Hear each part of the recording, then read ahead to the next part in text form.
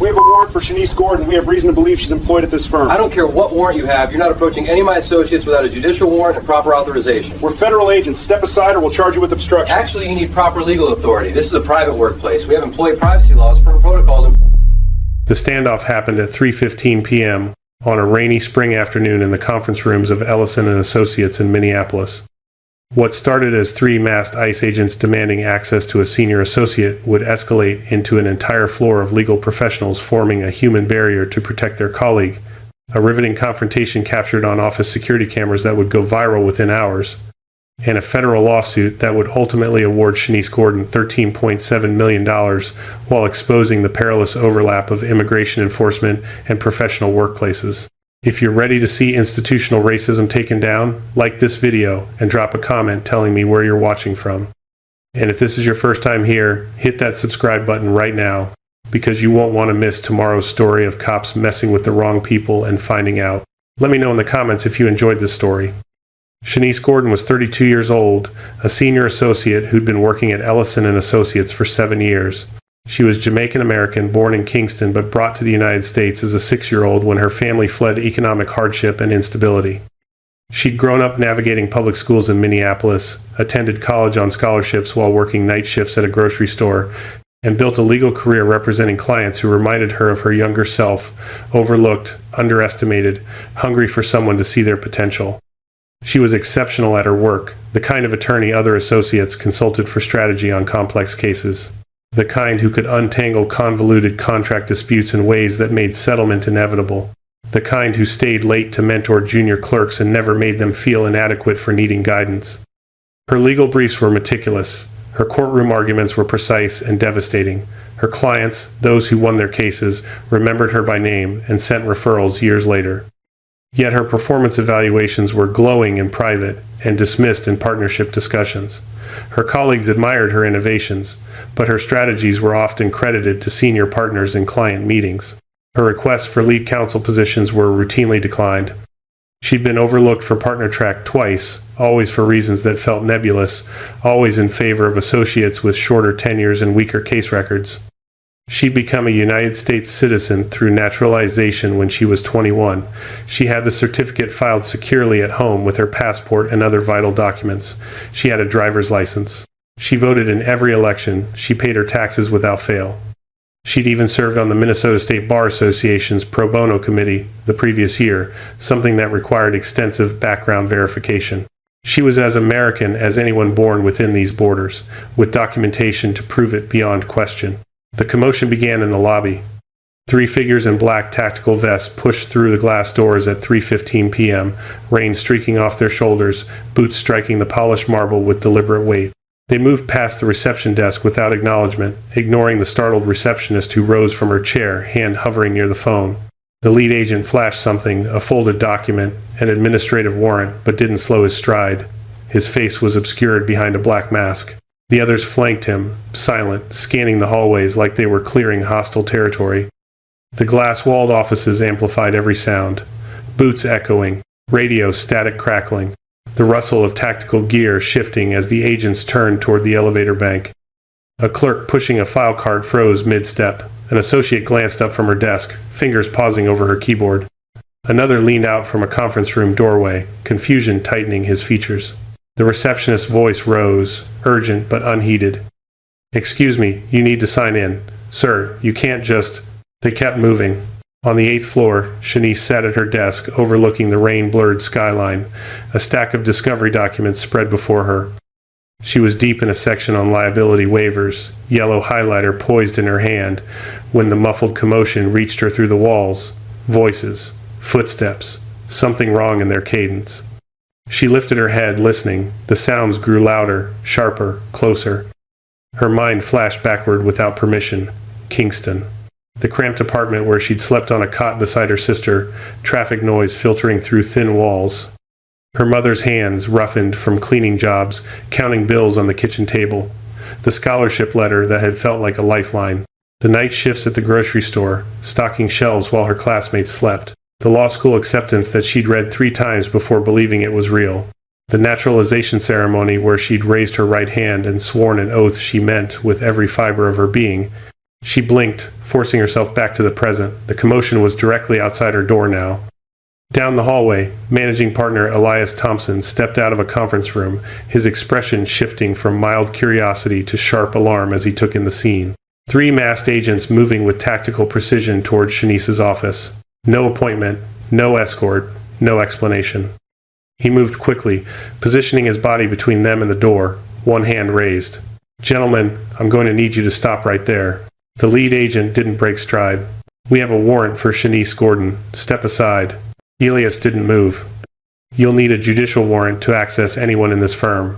What you're holding is administrative, which doesn't grant you authority to disrupt a private workplace without proper legal. Step aside or we'll charge you with obstruction." The exchange drew more bodies into the hallway. Clerks emerged from the library. Associates abandoned their desks. A junior partner stepped out from a deposition room, phone already in hand. They didn't speak, they didn't coordinate, they simply moved, filling the corridor, their presence forming an unspoken barricade, a paralegal from the immigration division. A tax attorney who'd never spoken to Shanice directly. A first-year associate who remembered how Shanice had stayed late to review her memo on employment discrimination law. The human barrier grew denser, silent, resolute. Inside her office, Shanice gripped the edge of her desk, her knuckles bloodless. She could hear Elias's voice through the door, firm and lawyerly, citing employee privacy statutes and Fourth Amendment protections. She could hear the agents radioing for backup, their language clipped and procedural, her heart hammered against her ribs. The memories wouldn't stop. Her sister's funeral, the closed casket, the grief she'd locked away because there were briefs to file and clients to serve and no space in a law firm for emotional unraveling. The microaggressions that had accumulated like paper cuts over 7 years, being mistaken for a paralegal by visiting clients, watching her case strategy presented by a partner who'd barely glanced at her memo, hearing vague excuses about cultural fit when partnership discussions arose. And now this, targeted, hunted, in her own workplace. The standoff stretched. 30 seconds became 2 minutes, became 5. The agents attempted to push forward. The firm held. No shoving, no violence. Just bodies occupying space, immovable. Elias kept talking, his voice steady, invoking precedent after precedent. Someone called the firm's in-house counsel. Someone else activated the security camera feed to ensure documentation. Rain battered the windows, blurring the city beyond into streaks of gray and gold. The atmosphere thickened with tension, silent defiance, meeting rigid authority in a corridor designed for depositions and contract negotiations, not confrontations with federal agents. At the 15-minute mark, the lead agent's radio crackled. More backup was minutes away. Obstruction charges were being prepared. Elias responded by citing landmark cases on workplace raids, his tone never rising, his position never shifting. Behind him, the barrier of colleagues tightened incrementally, a wall of pressed suits and crossed arms and quiet determination. Shanice sat, frozen, behind her desk, trembling. She'd been a citizen for 11 years. She had the paperwork. She had the passport. She had voted in 4 elections. She'd served on bar committees. She'd done everything right. And still, here they were. At 28 minutes, 2 more firm attorneys arrived, summoned from court. They reviewed the administrative warrant within seconds, conferring in low voices. One of them stepped forward, addressing the agents with the kind of polite hostility perfected in litigation. "This warrant lacks judicial authorization. It doesn't grant you access to conduct workplace enforcement without consent from the property owner, which you don't have. If you proceed, you'll be violating multiple statutes, and we will pursue every legal remedy available." The agents hesitated. Radio chatter intensified. Backup was stalled in traffic. At 30 minutes exactly, the lead agent stepped back. "This isn't over. We'll return with proper authorization." They retreated toward the elevator, boots echoing in reverse, leaving a wake of stunned silence. The barrier dissolved slowly, colleagues exhaling as though they'd been holding their breath underwater. Elias turned toward Shanice's office, his hand lifting to knock gently on the glass. She opened the door. Her face was composed, but her hand still shook. Elias's voice was quiet. "We've got you. We're documenting everything, and I'm bringing in an immigration specialist tonight. You're not facing this alone." Around them, the firm moved with purpose. Someone retrieved the security footage. Someone else began drafting an incident report. A clerk brought Shanice water. The junior partner who'd called in-house counsel sent a firm-wide email emphasizing solidarity and offering resources. But questions remained, unspoken but heavy. An anonymous tip, a faulty database, a naturalized citizen targeted in her own workplace. The rain continued outside, washing the city clean while leaving everything inside irrevocably changed. The footage leaked 6 hours later. A third-year associate, still shaken from the confrontation, uploaded the security camera recording to Twitter with a caption that read, "When your law firm becomes a human shield." The video was 19 minutes long, condensed from the full 30, and showed everything. The masked agents pushing through the lobby, Elias stepping into their path, the hallway filling with bodies. The tense standoff with voices rising and falling in legalistic combat, the agents' retreat. Within 2 hours, the tweet had 40,000 shares. By morning, it had breached 1 million. News outlets picked it up. Legal Twitter dissected every frame. Immigration advocacy groups amplified it with fury. Headlines proliferated. Law firm shields colleague from ICE raid. Lawyers form human barrier against federal agents. Viral footage exposes workplace immigration enforcement. The outrage was immediate and volcanic. Shanice didn't see any of it. She'd gone home that evening, locked her apartment door, and collapsed. The grief she'd buried for 3 years since the day she'd identified her sister's body in a hospital morgue after a car accident surged back with obliterating force. She called Elias the next morning and requested leave. He granted it without hesitation, assigning an immigration attorney from the firm's network to handle her case. She spent the first week in a fog. The apartment felt too quiet. She couldn't sleep. When she did, she dreamed of her sister's voice, bright and mocking the way it had been before the accident. The dreams always ended the same way, with silence, then the phone call from the hospital, then the unbearable weight of knowing she was gone. The second week, the immigration attorney came to her apartment with findings. His name was David Rosen, a specialist in wrongful detention cases, and he sat across from her with a folder thick enough to require both hands. The database match, he explained, had flagged a record for someone named Shanice Elise Gordon, born in Kingston, entered the United States as a minor. The details aligned perfectly except for one. The flagged record indicated an expired visa and a deportation order issued 8 years prior. The record belonged to her sister, who died 3 years ago. ICE had never verified the death certificate. They'd never cross-referenced biometric data. They'd never confirmed whether the person in their database still existed. They'd simply seen a name match and acted. Rosen's voice was careful, controlled. "This isn't an isolated error. We're seeing a pattern. The databases ICE relies on are decades out of date. They don't integrate with vital records. They don't account for naturalization updates. They don't require multi-point verification before enforcement actions. And the errors disproportionately impact people with certain names, certain backgrounds." Shanice stared at the folder. Ethnic targeting dressed up as procedural efficiency. Outside her apartment, the public backlash intensified. Legal communities organized rallies. Op-eds flooded major newspapers questioning whether workplaces should be treated as enforcement zones. Social media debates raged. Think pieces proliferated. Advocacy organizations demanded ICE reform. The footage continued circulating, each share amplifying the pressure. Do you believe professional spaces should remain sanctuaries from unwarranted intrusions? Drop a comment with yes if you agree, or explain why not, and share this story to spark the conversation. At the firm, something unexpected happened. Colleagues began talking about Shanice, not just about the raid, but about her work.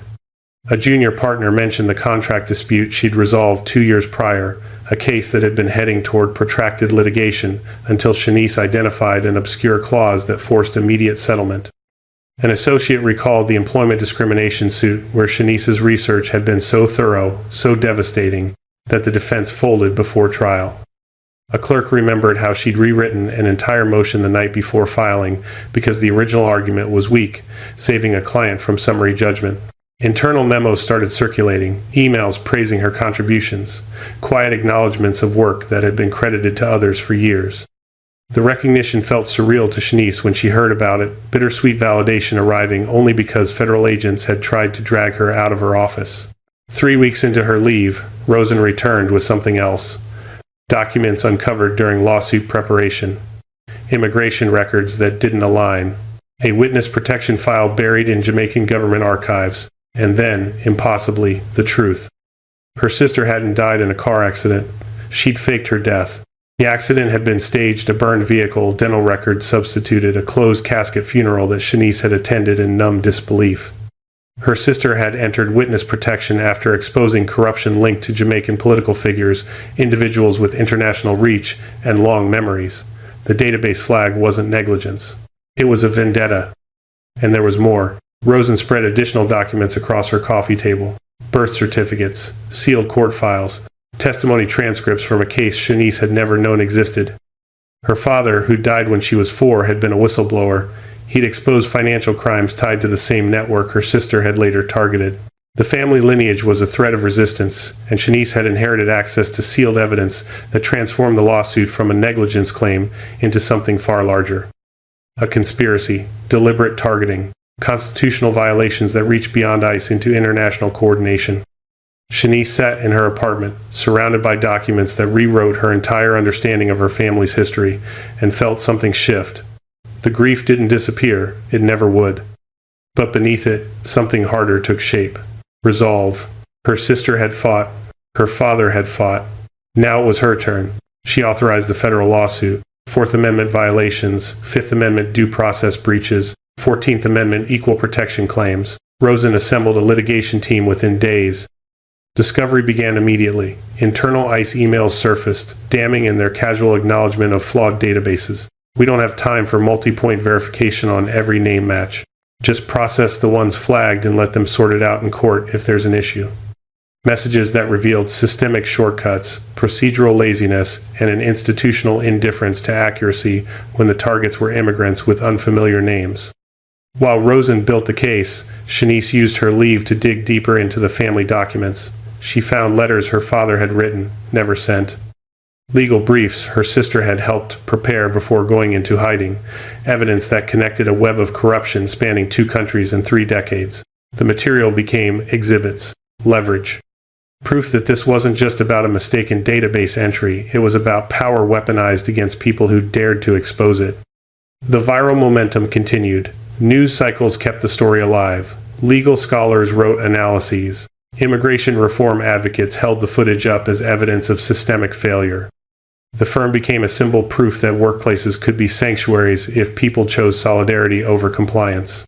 And Shanice, absent from the office but omnipresent in the growing movement, prepared for the fight ahead. The trial began 8 months after the standoff. Federal court in Minneapolis, courtroom packed beyond capacity. Journalists filled the gallery. Immigration advocates lined the walls. Law students sat in the overflow room watching the closed-circuit feed. The air carried the weight of something larger than one woman's lawsuit. It felt like a reckoning. The full security footage played on the first day. 19 minutes expanded to the complete 30, every second documented in high definition. The jury watched the agents push through the lobby. Watched Elias position himself as a barrier. Watched the hallway fill with bodies. Watched the tense exchanges, the radioed threats, the firm's unyielding defense. Several jurors leaned forward. One wiped her eyes. Testimony followed in waves. Staff described the instinctive decision to form the barrier, how no one had coordinated but everyone had understood.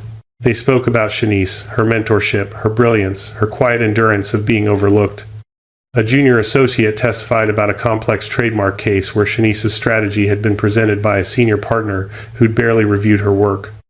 A clerk recalled overhearing partnership discussions where her name was dismissed with phrases like, "not quite the right fit," despite evaluations that called her exceptional. Expert witnesses dissected ICE's systemic failures. A database security specialist demonstrated how easily accessible death records were, how a single verification step would have prevented the error. An immigration policy analyst presented data showing patterns, names flagged for enforcement skewed heavily towards certain ethnicities, certain national origins. The evidence mounted into an indictment of institutional negligence dressed as procedure. Former ICE agents, subpoenaed and visibly uncomfortable, admitted under oath that procedural shortcuts were common, time pressure, resource constraints, an unspoken understanding that errors would be resolved downstream, in court, at someone else's expense. The emotional climax arrived when Shanice took the stand. She wore a navy suit, her hands folded calmly in her lap, but her voice carried the tremor of barely contained grief. She recounted the terror of hearing boots in the hallway, the humiliation of being targeted in her own workplace despite a decade of citizenship, despite documentation, despite everything she'd built. And then, quietly, she spoke about her sister. The faked death, the witness protection, the political conspiracy that had shadowed her family for decades without her knowledge. The courtroom fell silent. Even the court reporter's fingers paused over the keys. Shanice's voice didn't break, but tears tracked down her face as she explained what it meant to bury someone you loved, only to learn years later that the burial had been theater, that the grief had been real, but the death had been staged to protect a truth too dangerous to leave exposed. She spoke about her father, the whistleblower she barely remembered, the sealed evidence she now carried, the realization that her family's legacy was resistance, and that the database flag had been deliberate, a vendetta stretching across borders and years. The defense tried to argue good faith, agents acting on available information, procedural compliance within existing protocols, but the evidence was overwhelming. Death records accessible with a single search, biometric databases that could have confirmed identity, verification steps so basic, so routine, that their absence felt willful. The jury deliberated for 3 days. When they returned, the verdict was unanimous, liable on all counts. $4 million compensatory for emotional distress, career impact, and the trauma of being hunted in her workplace. $9.7 million punitive to deter future negligence and send an institutional message. $13.7 million total. The courtroom erupted. Advocates cheered. Journalists rushed for the exits to file breaking news. Shanice sat motionless, tears streaming, while Rosen squeezed her shoulder. The repercussions cascaded immediately. The 3 agents involved were terminated. ICE supervisors were reassigned. Policy reforms were announced: mandatory multi-point verification before workplace enforcement, integration of vital records databases, oversight mechanisms for ethnic targeting patterns. The changes felt insufficient to many, but they were changes nonetheless, extracted through litigation and public pressure. Ellison and Associates installed a commemorative plaque in the 8th floor hallway, in defense of dignity and justice. The firm established a legal aid clinic funded partly by Shanice's settlement, offering pro bono representation for immigrants facing similar threats. Applications flooded in within weeks. Shanice returned to work 3 months after the verdict. The firm welcomed her with quiet recognition, no fanfare, just respect. Her office remained the same, but her role transformed. Mentorship positions, input on hiring and partnership criteria, invitations to speak at legal conferences about allyship, about resilience, about the mechanisms of institutional racism and how they're dismantled. She carried scars. The years of being overlooked didn't vanish because a jury awarded damages. The grief over her sister remained, complicated now by the knowledge that the death had been orchestrated. But she also carried something else: proof that power underestimated could become power reclaimed. That truth, pursued with endurance, could reshape systems built to ignore it. Other firms studied the incident. Law schools incorporated it into curricula on workplace rights and immigration enforcement. ICE faced ongoing scrutiny, every subsequent raid analyzed through the lens of what had happened in Minneapolis. And Shanice, once a senior associate whose brilliance was routinely credited to others, became a symbol. Not of victimhood, not of spectacle, but of justice pursued methodically, relentlessly, until accountability became unavoidable. If you like this video, make sure to hit that like button, subscribe, and turn on the notification bell so you don't miss the next story. Share this video with someone who would appreciate it, and let's keep building this community together. And before you go, drop a comment below. I'd love to hear your thoughts on what stood out to you the most. Until next time, stay safe, stay curious, and I'll see you in the next.